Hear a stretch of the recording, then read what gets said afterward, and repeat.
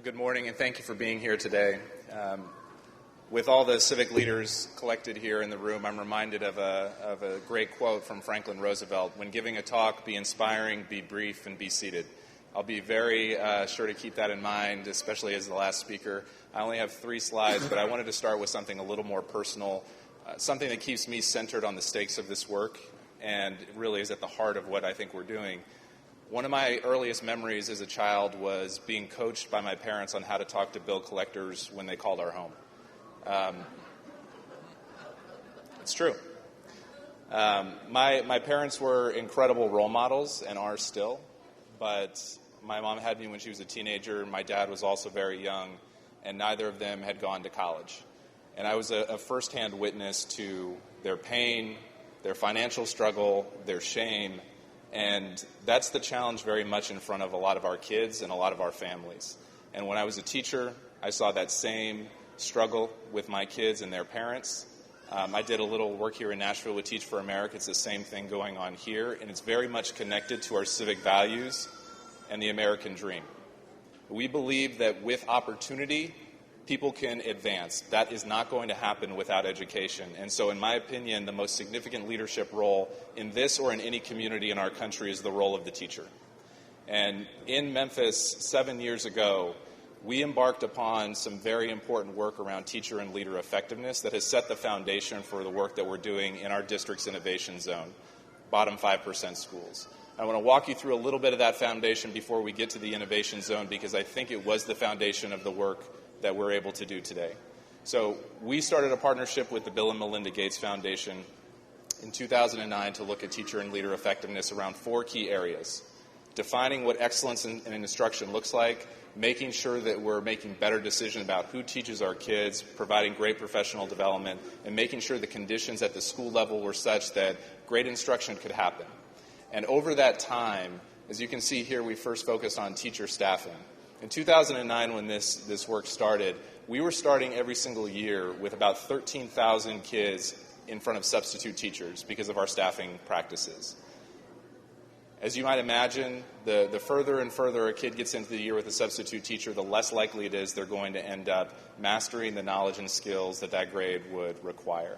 And so we revamped our hiring practices to ensure that our budgeting process was over sooner, that we were tapping into great pipelines, that we were doing more to identify vacancies early, and completely revamped our staffing model. In addition, we did focus on teacher support and teacher effectiveness. We used to live in a world in 2009 where a tenured teacher would be evaluated once every 5 years. Now we're in a world where we're evaluating teachers several times a year, and as you can see on the screen over there, we went from a world in 2009 where only 19% of our teachers were either a level 4 or 5 on the state's growth measure for student achievement, to a world today where almost half of our teachers are scoring a level 4 or 5, meaning they're getting more than a year's worth of growth with our kids. And when you're working with kids who are significantly behind, getting that kind of growth is essential to any kind of long-term civic success. So we're very proud of that work, and the reason I say it set the foundation is that the only reason we've had success in our innovation zone is that we've been able to get our community's strongest teachers and let them do what we know great teachers can do best, which is move the work for kids.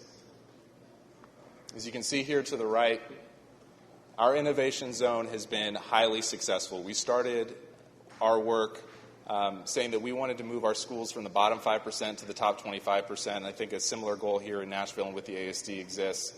And over 2 years, that has actually happened in our innovation zone.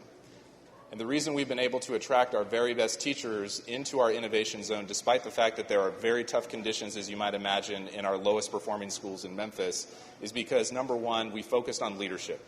And we focused on leadership by telling our district's best principals that if you come to the innovation zone, you will be able to have full empowerment over who you hire, you will be able to have full empowerment over your strategy, and we are going to ensure that you have everything you need from a professional development standpoint to ensure that you're getting the coaching you need as a leader, and so that your teachers are getting the coaching that they need also.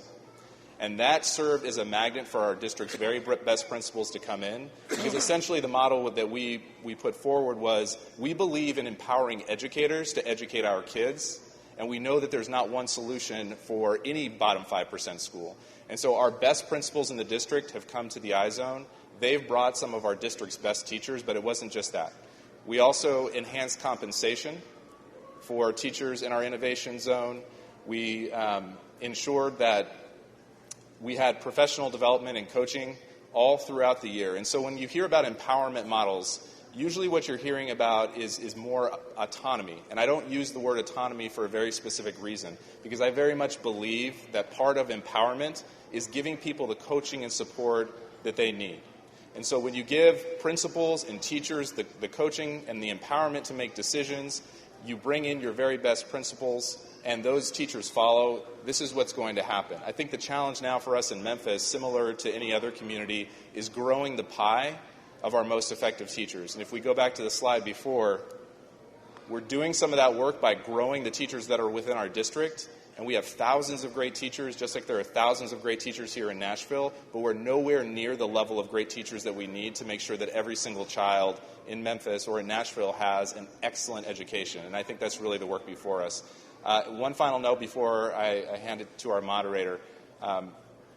Like I said, I had the opportunity to do some work in Nashville.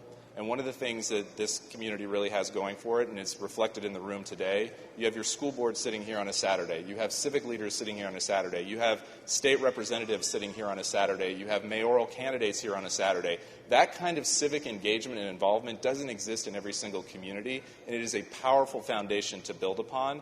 And so I have very, very high hopes for what can be accomplished here in Nashville. And thank you for having me today.